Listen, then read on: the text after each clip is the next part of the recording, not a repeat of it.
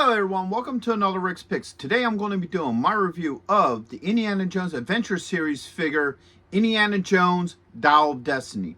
So what I'm going to do is I'm going to take a look at him in packaging, and I'm going to take a look at the figure and his accessories, and then I'm going to give you my thoughts on him. Also this week I'm going to be doing reviews of Indiana Jones Temple of Doom, Indiana Jones Hypnotized, Short Round, and then Phoebe Waller from Dial of Destiny. So if you like any of these videos, go ahead and check out my Indiana Jones playlist and hit that like, share, and subscribe buttons. They're all short, small clicks for you, but it really helps this channel grow. So without any further ado, let's get to the review.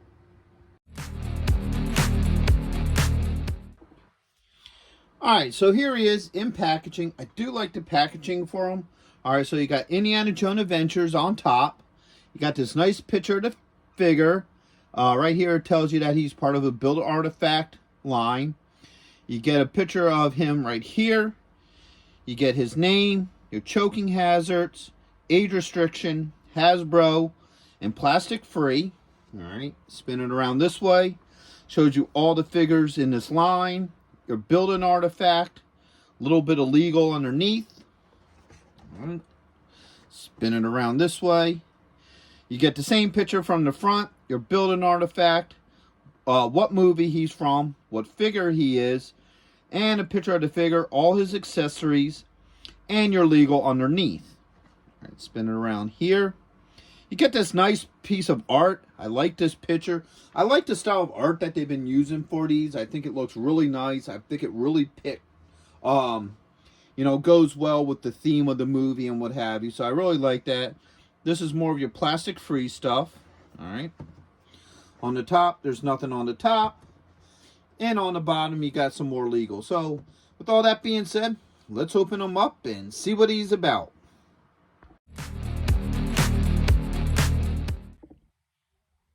So here he is, out of packaging. He ain't a bad-looking figure. I like the detail to him. So let's get the rotation going. Alright. Now, his feet are a little too small. They're the holes in his feet are a little too small for the stands that I normally use. So I'm using like a smaller peg stand with them. I had to do the same thing with the Indiana Jones Hypnotized figure. So now that we gave him the rotation, let's look at some of his closer details. So with this one, obviously you got the older head sculpt. You got the gray hair. And they put some weathering in the jacket too. So that's pretty cool. So you can see the weathering all through here. You probably did like a quick, like a light brushing to make it look like that. So it's a cool looking look. I like it. Gives him that, has been used look to his jacket. So let's start going through his points of articulation. So the head does move. You have a shoulder joint with an elbow joint. And you got a wrist joint.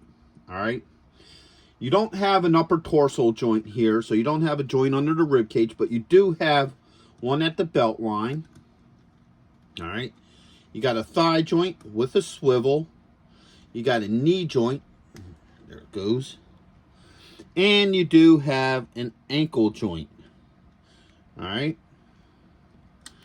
Close them up. Get them back into shape. So, for the most part, overall, he's a decent looking figure. I don't have any issues with him as a figure. All right.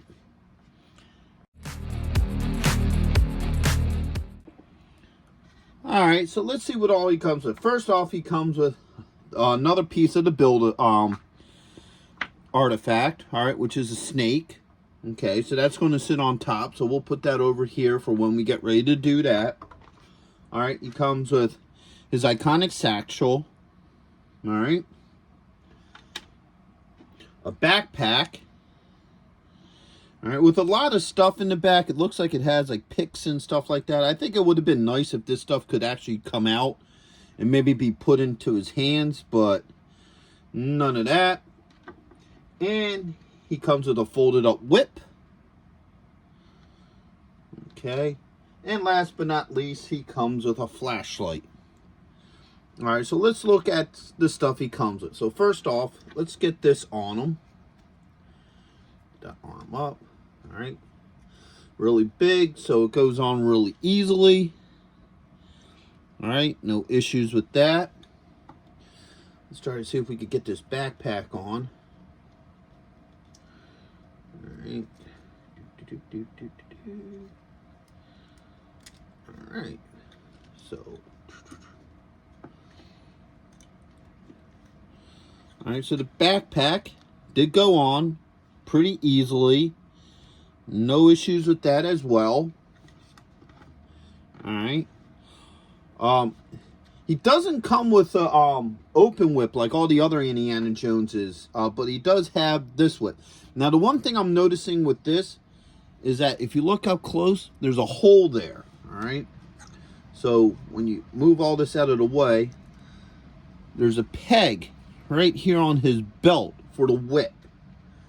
Okay. Let's see how well that works with him. All right. So that went on really nice. As you see, that went on really good.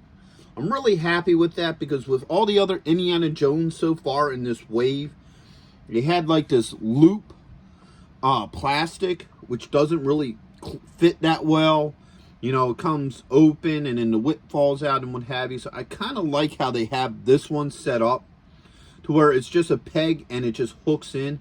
And it looks to work really well with him. And he also comes with a flashlight. All right.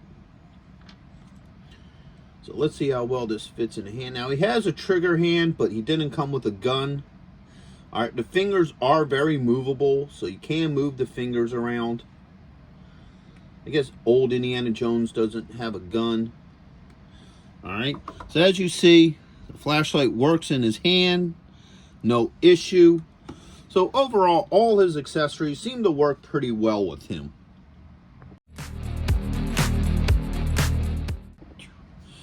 Okay, so overall, as a figure, I like him. I don't have any real issues with the figure.